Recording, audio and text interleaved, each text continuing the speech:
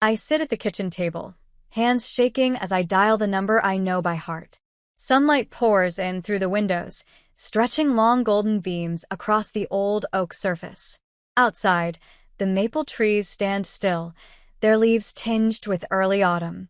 Dorian rests a hand on my shoulder, his calloused palm warm through my blouse. His eyes meet mine, calm and steady, the exact opposite of the storm brewing in my chest. "You don't have to do this now," he says gently. "이도." The wedding is in 8 weeks. A tidy stack of invitations lies beside me, 28 names, all people who matter, including my mother. I hold the phone to my ear and count the rings. 1, 2, 3. "Hello, darling." My mother's voice comes through, smooth and composed, just like everything else about Marla Mathis. Mom. I take a deep breath, watching a single maple leaf drift slowly to the ground. "I'm calling about the wedding." "Oh." Her interest is immediate. After years of backhanded comments about my single status, her only response to my engagement 6 months ago had been, "At least someone will marry you." I clear my throat. "We've finalized everything, October 12th, here at the farmhouse. It'll be small. Just 28 guests. The ceremony will be in the backyard, under the maples." The silence is long enough to make me check the phone. "A backyard," she finally says, like the word is beneath her. "Allura, that's not a wedding. That's a picnic for people who can't afford better." My chest tightens. "We've budgeted $4,700. It's what we can manage, and it's what we want." She repeats it slowly. "What you can afford. Your father and I could help, you know." Curran's wedding at the Fairmont cost $60,000, and it was worth every cent. People still talk about it. Of course they do. My sister's elegant Boston hotel wedding, where I was assigned to help the caterers, not stand with family. "We're not looking for a big event," I say, gripping the table. "We want something meaningful, something that reflects who we are." She pauses. "And what does that mean exactly?" "A hodgepodge of chairs and paper plates." I glance at Dorian. He's sketching something on a napkin, ceramic plates, hand-glazed with initials. It means handmade details. Things that matter. We're writing our own vows. Claire's helping with the decorations. We're putting up lights in the trees. Lights in trees. Her tone goes icy. "This is exactly why I worried when you moved to that little town. You've forgotten what proper looks like." That word hits harder than it should. "Brupe." The unspoken rule of my childhood. "I'm sorry you feel that way." She exhales sharply. "Well, I suppose your mind's made up." "It is." "Then I don't know what you expect from me. A backyard wedding isn't something we'll attend." The words feel like a slap. "You're not coming? Don't be dramatic, Laura. We have standards. If you choose not to meet them, that's your choice." She hangs up before I can say anything. I set the phone down gently, afraid I might break it. Or maybe I'm the one about to break. The maples outside blur through tears. "She's not coming," I whisper. Not because she's unwell or unavailable, but because it's not grand enough. Dorian kneels beside me and takes my hands. "Elle, I'm so sorry. All these years," I murmur, my voice trembling. Trying to be enough. Always second to Corinne. And now this. A tear falls onto the guest list, smudging my mother's name. "This is our wedding." Dorian speaks softly. Not hers. I glance up at him. The man who proposed under these very maple trees, who spends evenings shaping clay on his potter's wheel, who reads poetry while I cook dinner. A man who has never once asked me to be anyone but myself. "You're right," I say, wiping my eyes. "It's our wedding." He pulls a folded paper from his pocket. "I've been working on my vows," he admits, a blush rising on his neck. Something shifts in me. A door closing, maybe, but a window opening, too. I pick up the phone and dial Claire. "Hey," I say when she answers. "I need your help." "Tell me what you need," she replies instantly. I glance at the framed photo of my mother on the bookshelf, her usual disapproving expression staring back. I walk over and place it face down. "We're doing this our way," I say aloud, surprising myself with how steady I sound. The next morning, The attic smells of cedar and old memories. Sunlight cuts through the round window, lighting up the dust as I search for extra mason jars and find a box labeled Corinne's wedding. White and gold, perfectly neat, like everything in my mother's world. I hesitate. It's been 3 years since that weekend at the Fairmont. 3 years since I wore the black dress my mother chose and carried champagne trays, because that would be helpful. Find anything useful up there? Dorian calls. Just looking, I reply, already opening the box. At the top sits the wedding album. White leather, Corinne and Bradley's names embossed in gold. I flip through it slowly. Chandeliers, roses, the 8-tier cake. My sister glowing, my father beaming. But not one photo of me. I set the album aside. Beneath it, a stack of loose photos. I find one me, in the background, holding a tray while Corinne throws her bouquet. I look hollow. Then a small card falls out. My mother's handwriting. Stay useful. Not visible. It was addressed to me. The morning of the wedding. My chest tightens. I always knew where I stood in the family, but seeing it spelled out twists something in my stomach. Dorian's footsteps creak up the stairs. You okay? I want to hide the card. Protect him. But my hands stay still. He kneels beside me, reading over my shoulder. Jesus, he mutters. Pretty clear instructions. Right? I laugh, bitterly. Guess I followed them perfectly. Your mother wrote this? I nod. Corinne's wedding. The $60,000 extravaganza. I hold up the photo. I'm right there. Useful. Invisible. His jaw tightens. He places a warm hand on my back, gently tracing circles.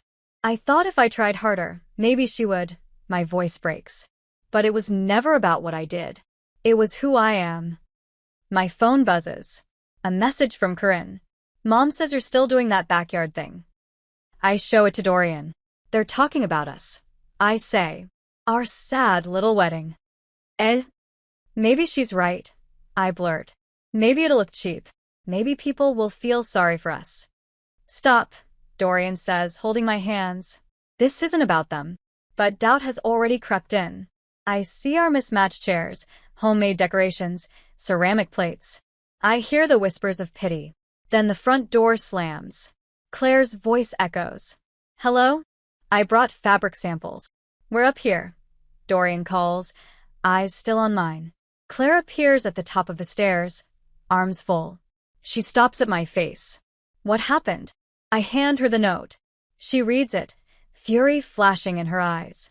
That woman, she mutters. Then she hugs me tightly. Honey, this is why your wedding should be everything. It's warm. It's real. It's beautiful in ways she'll never understand. But what if? Thomas called this morning, Claire interrupts. He wants to photograph the wedding. His gift to you. I blink. Thomas Keller? The Vermont life guy? She nods. He says your maple trees deserve to be remembered. We can have. Gift, she repeats. No arguing. Dorian squeezes my hand. This will be more beautiful than anything they've ever imagined. Because it's real. My phone buzzes again. Corinne. Mom's right. No one wants to see a wedding in someone's yard. I set the phone face down. Emma called too, Claire adds, collecting her fabric swatches. She wants to film the ceremony. Says it's the kind of authentic love story she lives to capture. A lump forms in my throat. Why is everyone being so kind? Because you matter to them, Dorian answers simply. You matter to us. Later that night, after Claire leaves with plans to return tomorrow, I find Dorian at the kitchen table, surrounded by budget spreadsheets, red marks slashed across items. We've trimmed everything we could, recalculated again and again. What if we just eloped? I ask quietly, my voice barely audible in the still kitchen. Just us. Somewhere simple. No stress. No letdowns. He looks up, eyes tired but resolute. Is that what you really want?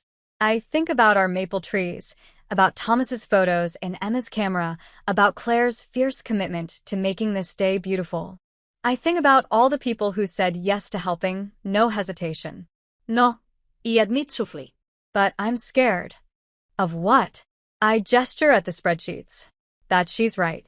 That this is pathetic. that we're fooling ourselves. Dorian stands, walks to me, and gently cups my face in his hands. Listen to me. The only pathetic thing would be letting someone else decide what our day should look like. I lean into his touch and close my eyes. We're getting married under those maple trees, he says, steady and sure. And it's going to be perfect. Not because it's pricey, but because it's ours. His certainty anchors me, even as my mother's words echo in my mind. Stay useful. Not visible. But maybe, just maybe, it's time to be seen. A week later, the ivory invitation sits on the kitchen table like a wounded bird. On the pristine response card, my mother's handwriting slices in bold blue ink. We have standards. She didn't even bother ticking the regretfully declined box. Just those 3 words, sharp as broken glass. Dorian finds me staring at it, my fingers tracing the harsh letters. You okay? He asks, setting down his coffee. I fold the card slowly, carefully, and slide it back into its envelope. Alla fine. But I'm not. The words dig into me, settle beneath my skin. We have standards. As if love needs chandeliers and champagne fountains to be real. My phone buzzes. Corinne's name lights the screen. I think about letting it go to voicemail, but old habits win. Corinne. Elle. Her voice holds that same blend of concern and subtle judgment. Mom told me about your plans. I press my lips together, waiting. Look, I know you and Dorian are budgeting carefully, but William and I could help you get a real venue if you're struggling. Nothing fancy. Just something proper. Proper. The Mathis family motto. We're not struggling, I reply, watching a chickadee land on the bird feeder outside. This is what we want. Mom says you're making lanterns out of pickle jars. Mason jars. And yes, we've made 83 so far. Oh, Alora, that same tone Mom uses. Perfectly copied. People will talk. Let them. After we hang up, I find out they already are. Emma, who works at the salon where Mom gets her monthly color, calls to warn me. Your mom's been telling everyone you can't pull off a proper wedding. She said some girls just don't get it. That presentation is everything. I thank her for the heads up, hang up, and immediately throw my phone across the room. It bounces harmlessly off the sofa. Dorian doesn't say a word. He picks it up, sets it on the counter, and wraps his arms around me from behind. His potter's hands leave smudges of clay on my cotton shirt. I don't care. I finished the plates last night, he whispers into my hair. Starting on the SC batch tonight. Every guest will get a handmade ceramic plate with their initials glazed in forest green. He's been working on them for weeks. His hands cracked and dry from the effort. You need to rest. I'll rest after the wedding. He kisses my temple. How many more lanterns do we need? 17. Claire's coming over to help. She shows up an hour later with 3 boxes of mason jars from her grandmother's basement. We sit at the kitchen table, wrapping copper wire around the rims, attaching delicate handles. Did you hear from your mother? She asks, not looking up from her work. The invitation returned with a message attached. Terrible news. You might put it that way. Claire's hand still desires me to vandalize her Lexus? I'm aware of her regular salon appointments for the first time today. I chuckle. Appealing thought. We completed 5 additional lanterns when Thomas taps the rear entrance. Our elderly 70-year-old neighbor appears on the deck, carrying a wooden stepladder and rolls of small white bulbs. I figured we could begin with those trees, he mentions, gesturing toward the maple trees. The weather's been favorable this week. Before I can respond, 2 additional pickup trucks arrive in our stone driveway. Bill from the supply store and his adolescent sons emerge with more stepladders and power cords. Thomas mentioned you required some tall helpers for tree work, Bill shouts while waving. I glance at Claire, who shrugs with feigned innocence. I might have said something at the restaurant yesterday. For the following 3 hours, our backyard changes as illumination threads through branches like celestial bodies trapped in mesh. The young men climb up and down stepladders while Thomas coordinates activities from ground level. Claire and I suspend finished lanterns from the lower branches. Inside, Dorian molds moist clay on his pottery wheel, creating the final set of dishes. His lower arms are spotted with hardened clay, his gaze concentrated and weary. My cell phone chimes with a message from Karen. A photograph emerges. Mother's family room wall, where family pictures display in flawless balance. The location where my youth portrait previously hung now reveals only wallpaper, somewhat brighter than the surrounding space. No text. None required. Claire discovers me staring at the device. My hands shaking. What occurred? I reveal the picture to her. She removed my photograph. Claire's expression grows stern. That's heartless. That's mother. Elle. We're disturbed by the sound of wheels on stone through the kitchen glass. I observe a silver Lexus arrive. My stomach sinks. She's arrived, I murmur. Marla Mathis exits her vehicle like a commander examining hostile ground.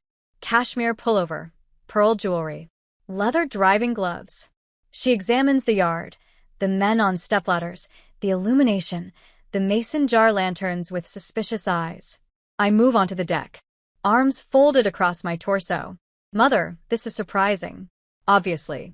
Her attention moves to the ceramic dishes drying on a surface near the storage building. I had to witness this personally. Witness what? This circumstance. She motions vaguely at our arrangements. Oh, Laura, this is precisely what I dreaded. The recognizable burden of her dissatisfaction rests on my shoulders. For an instant, I'm 12 once more, presenting her my poetry prize while she scowls at the dark subject matter. But then I look beyond her to what she's rejecting. Thomas carefully winding lights around a branch, Bill's sons laughing as they separate cords, Claire observing protectively from the kitchen glass, Dorian through the studio window. Hands coated in clay as he crafts something gorgeous for people he cherishes. I straighten my posture. This ceremony isn't about impressing individuals, I state, my voice firm. It's about caring for them. Mother's lips compress. People will criticize Laura. They consistently do. Not the individuals who count. She turns back toward her vehicle, stopping with her hand on the handle. Don't anticipate us to act like this is ordinary when people inquire. After her departure, I remain motionless on the deck until Claire delivers me a cup of tea. You all right? No, I confess, but I will recover. That evening, friends show up with casserole containers and slow cookers, testing reception meals, they explain. Emma brings her camera capturing test images as the lanterns start to illuminate in the twilight. I declined my cousin's ceremony to be present for yours, Claire admits as we hang the final lantern. She was angry, but this holds greater significance. Later, I discovered Dorian sleeping at his wheel. At 3 a.m., the last dish drying next to him. Zephyr Zachary, our librarian associate who reads to the children every Thursday. I cover Dorian with a sheet. Touch the dish. Smooth edge. His hands created this. Our friends suspended those lights. Claire twisted wire for lanterns until her fingers bled outside. Emma adjusts her tripod in the moonlight. What are you doing? I inquire through the screen entrance. Testing nighttime angles, she responds, not glancing up from her viewfinder. I'll capture the beauty others decline to perceive. In the silver darkness, our maple trees stand adorned in tiny stars. Patient as they've consistently been beneath their branches, something genuine takes form, not flawless, not traditional, but sincere in ways Mother will never comprehend. I reach for a lantern. Its glass cool against my palm. Inside, the tea light flickers, casting shadows dancing across my skin. Perhaps we don't require crystal chandeliers after all. On the ceremony day, morning arrives in a whisper of gold. I stand at my bedroom window, observing October sunlight filter through maple leaves that have changed overnight into a canopy of amber and scarlet. 8 weeks of planning, questioning, and stubbornly creating reach their peak today. You prepared? Claire appears in the doorway, holding my linen gown. Not white, cream with subtle gold threads that catch the light when I move. And pockets. The gown has pockets.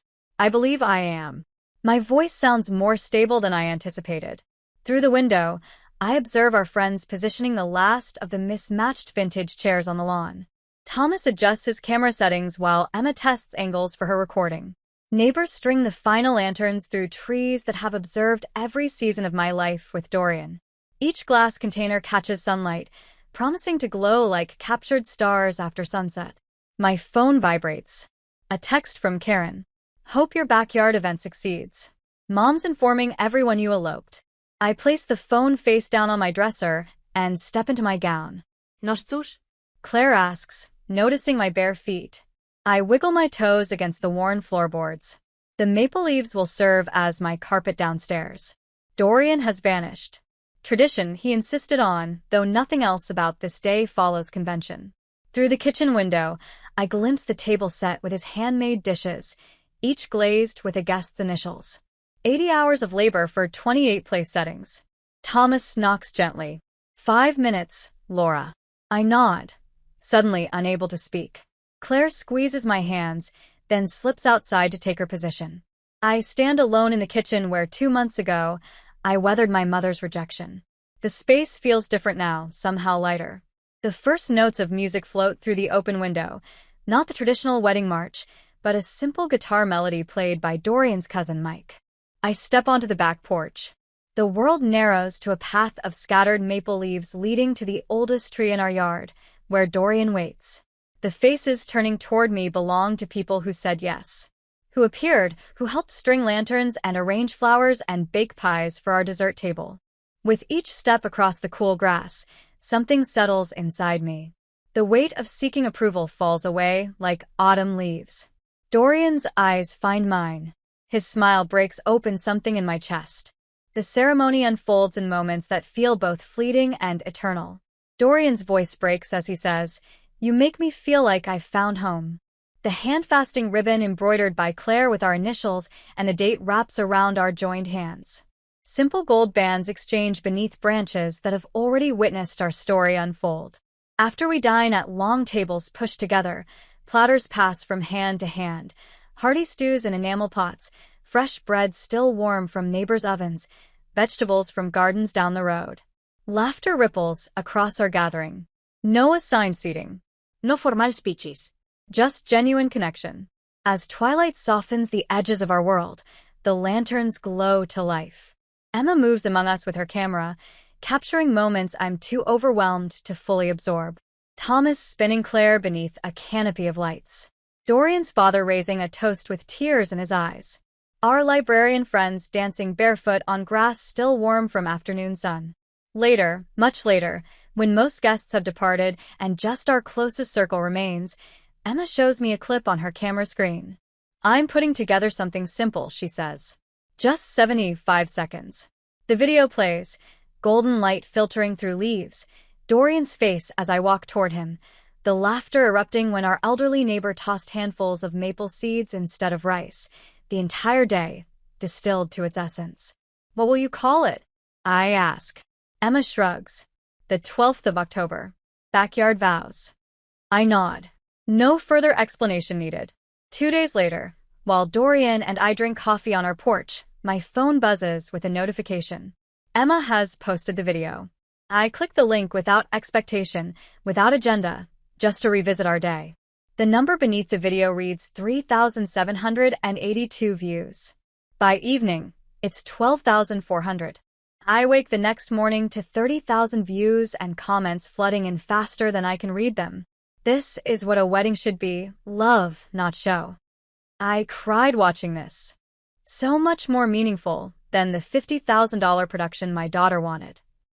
The maple trees, the lanterns, the homemade everything. This is stunning. My phone rings. An unknown number. "Is this Laura Mathis?" a woman asks. "From the Maple Tree wedding video?" "Yes. I'm calling from Genuine Life magazine. We'd like to feature your wedding in our intentional living section."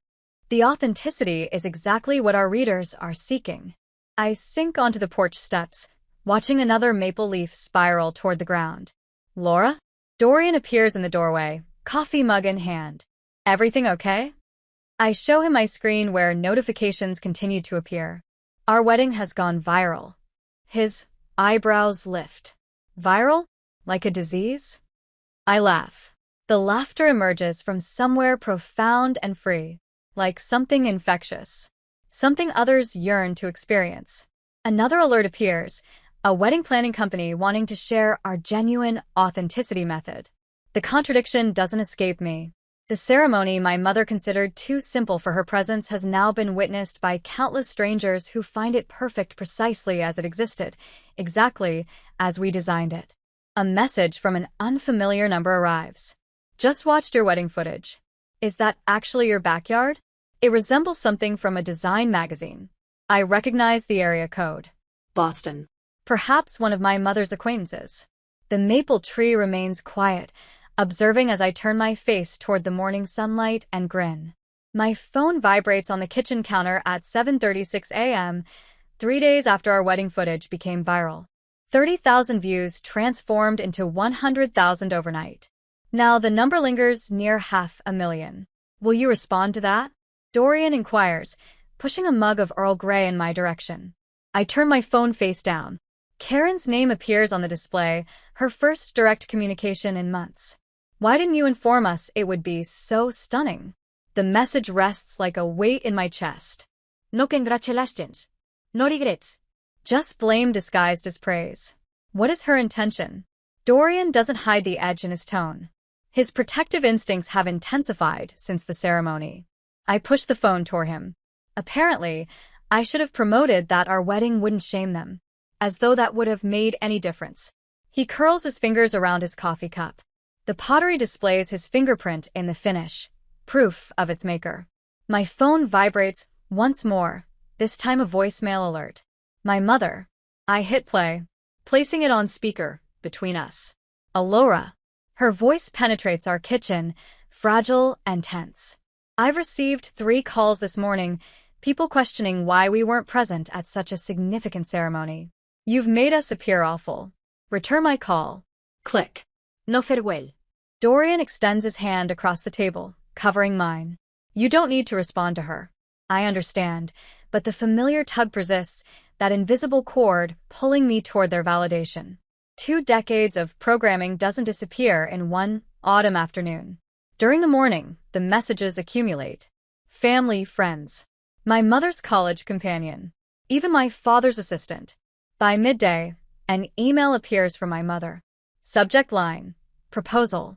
Laura, considering the surprising attention your event has gained, I recommend we organize to recreate some essential photographs with family included. We could utilize the same setting and lighting. I'm free next Saturday. Mother. I read it twice, then passed my phone to Emma, who came 20 minutes ago to display the raw wedding material. Holy crap. Emma murmurs, eyes expanding behind tortoiseshell frames. She desires a redo. Like your wedding was a yearbook photo, with a strand out of position.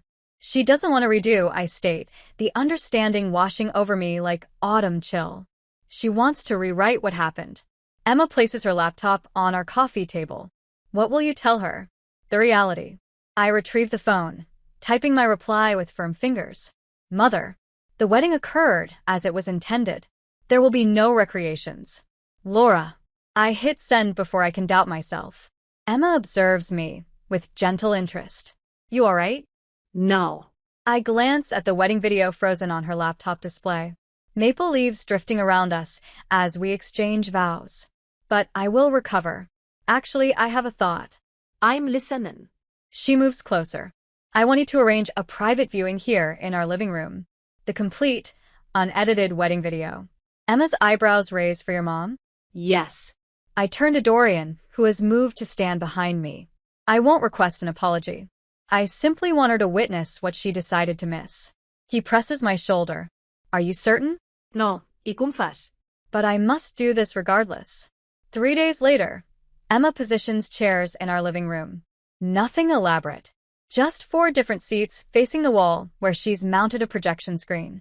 The projector hums quietly on the bookshelf. She'll arrive in 10 minutes, I mention, checking my watch for the 4th time. If she appears at all, Dorian mutters. But at 2:10 p.m., precisely 10 minutes delayed, my mother's silver Lexus enters our gravel driveway. She exits wearing a dove gray outfit and pearls as if arriving for a corporate meeting. Her hair shines white gold in the autumn sunlight. She dressed formally to watch a video in our living room. I whispered to Dorian. Naturally, she did. He kisses my forehead before withdrawing to his pottery workshop. This is my struggle. But knowing he's close gives me courage. My mother enters without awaiting an invitation, her eyes scanning our humble living room. "Hello, Laura." Mom. I motion to the chairs. "Thank you for arriving." She sits properly, spine straight, purse positioned on her lap. I expect this won't require much time. Emma meets my gaze, then reduces the lights and hits play. The screen displays autumn leaves, the sound of footsteps crushing through our yard. The camera records guests arriving, the gentle hum of conversation, the maple trees standing like guardians against the October sky. My mother's posture stays stiff for the first 10 minutes, but when the ceremony starts, something changes. Her hands grip and release in her lap. The camera sweeps across faces, friends crying, smiling, completely present. Then Dorian's voice, clear despite the breeze moving through maple leaves. "Allura, you make me feel like I've found home." A small noise escapes my mother's throat when the lanterns shine golden as daylight disappears. I notice her leaning forward slightly. The dancing starts barefoot on weathered wooden planks placed across our lawn, laughter rising like melody. The video concludes with Dorian and me outlined against the trees, his forehead touching mine. Emma exits quietly as the screen darkens. "It appeared costly." My mother whispers finally. "It wasn't." I turn to face her directly. "You never bothered to discover." She rises, smoothing non-existent creases from her outfit. "I didn't realize it would be lovely." "That's exactly the point," I say softly. "You determined what it would be, without witnessing it first." She walks to the door, hesitating with her hand on the handle for a moment. I think she might turn around, might offer something more, but she doesn't. The door shuts behind her with a gentle click. I sit alone in the darkened room, surrounded by the memories of our wedding day, feeling something between sorrow and liberation. And I finally understand that some doors close so others can open. I inhale the spring air as Dorian hangs the final strand of white lights across our porch railing. 5 months have elapsed since our wedding day. 5 months of quiet for my family. Perfect, I say. Our first spring season as married couple unfolds without the familiar stress of family duties. The absence hurts less than I anticipated. Dorian steps back, examining his work. The Carlsons should arrive around 7. "Claire's bringing that spiced wine you enjoy." I nod, smiling at the thought of our small gathering tonight. Not the traditional family gathering I once desired, but something more genuine, people who appeared when it truly mattered. Inside, our wedding photographs line the corridor, moments captured by Thomas's skillful eye. Dorian spinning me beneath maple branches. Claire laughing as she catches my bouquet, 28 faces glowing in lantern light. "Have you seen the letter?" Dorian asks, shaking snow from his boots. I hand him the crisp envelope that arrived yesterday. Emma's documentary about our wedding. Authenticity. A wedding story has been chosen for the Green Mountain Film Festival. A small victory, but pleasant. She captured something genuine, Dorian says, hanging his coat. Something people connect with. I run my fingers over the ceramic dish he made me for last Christmas. My initials glazed in deep forest green. Mom would despise that. Our wedding is becoming recognized as some statement piece. Does that trouble you? I consider this. No. Not anymore. The kitchen timer sounds as I remove ginger cookies from the oven. I realize I haven't checked my phone for messages from my mother in weeks. The urge to seek her approval has quietly disappeared, like ice thawing from branches in spring. Later, as Claire helps me arrange pine branches on the mantel, she studies my face. "You carry yourself differently now," she notes. Dorian mentioned the same thing last week. I pause, surprised by the simple truth of it. The constant tension of expecting criticism has lifted from my spine. I suppose ido. The afternoon light dims early, turning our windows into mirrors. I catch my reflection, cheeks colored from the kitchen warmth, hair pulled back simply. I look ordinary. Content. Free. The package arrives as twilight settles, left on our porch without a knock. No return address, just my name in handwriting I immediately recognize. I open it alone in our bedroom, fingers shaking slightly. Inside lies a single photograph I've never seen before. From Corinne's wedding 3 years ago. There I am in the background, balancing a tray of champagne glasses, watching from the sidelines while my family poses for the photographer. I flip it over on the back in my sister's neat handwriting. I looked right through you that day. I see you now. No epalegi. No request to reconnect. Just this acknowledgement, bare and simple. I sit with it a long time, the weight of it in my hands. Then I walk to our bookshelf and slide the photo into the back of our wedding album. Behind it, I place my favorite image from our day, Dorian and me, dancing barefoot under the lanterns, maple leaves scattered around our feet. The doorbell chimes. Voices fill our home. I close the album and return to the gathering, to the people who chose to see us from the start. On our first anniversary, I watch our wedding video alone. My reflection overlays the screen. A woman who has discovered her value not in grand hotels or expensive linens, but in the bravery to be completely seen. I turn off the television and walk outside to where Dorian hangs new lanterns for our anniversary dinner. The January sky stretches clear and endless above us. Ready? He asks, extending his hand. I take it, no longer looking backward. A wedding isn't created by fancy locations or who attends. It's created by who remains. And sometimes the deepest healing doesn't come from being forgiven. It comes from finally being seen.